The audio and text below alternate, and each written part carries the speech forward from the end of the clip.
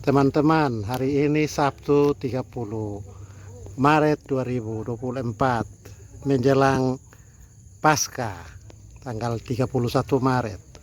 Kami datang di tempat pemakaman kekasih hati, yaitu orang-orang yang meninggal di dalam Kristus.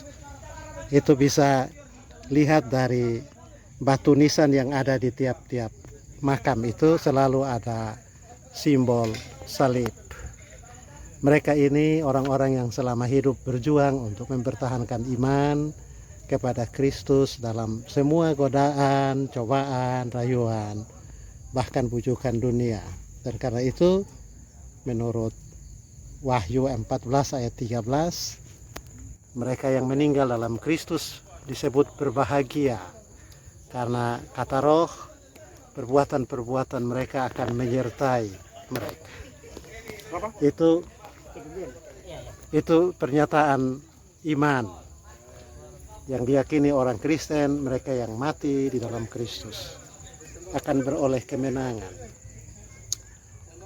Memang ada orang yang mempersoalkan ziarah ke makam itu hal yang berhubungan dengan kepercayaan pra-Kristen yang dianggap tahyul atau penyembahan berhala. Tapi sebenarnya kalau diteliti dengan seksama, ziarah ke makam itu justru memiliki ada banyak aspek positif. Seperti yang pertama, datang ke makam untuk mengingat bagaimana orang-orang tercinta ini berjuang dalam hidup untuk mempertahankan iman mereka. Jadi ada aspek pedagogis. Yang kedua, datang ke makam itu pada saat yang sama merupakan momen untuk memperkuat persaudaraan dan kekerabatan dari orang-orang yang satu marga, satu keluarga, dan satu keturunan. Lalu yang ketiga, ziarah ke makam juga merupakan proses yang disebut desakralisasi makam.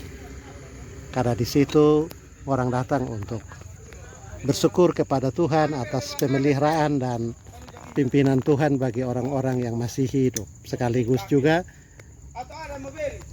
mematahkan pikiran bahwa makam itu tempat roh jahat atau setan.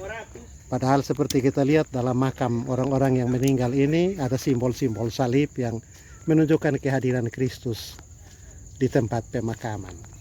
Dan orang-orang yang mati dalam Kristus itu adalah orang-orang yang akan dibangkitkan bersama Dia. Jadi kita datang ke makam untuk kita memperteguh iman kita bahwa kalau kita bertahan seperti mereka dalam iman dan percaya, pada waktu kedatangan kembali kita pun akan dibangkitkan dengan Kristus. Begitu guys, ziarah ke makam menjelang hari Paskah 31 Maret 2024. Tidak boleh kita pungkiri bahwa ziarah ke makam itu sering juga disertai dengan pikiran-pikiran yang bersifat penyembahan berhala, yaitu datang ke makam untuk bicara dengan arwah atau menyampaikan permohonan-permohonan, perlindungan, berkat yang ditujukan kepada si mati.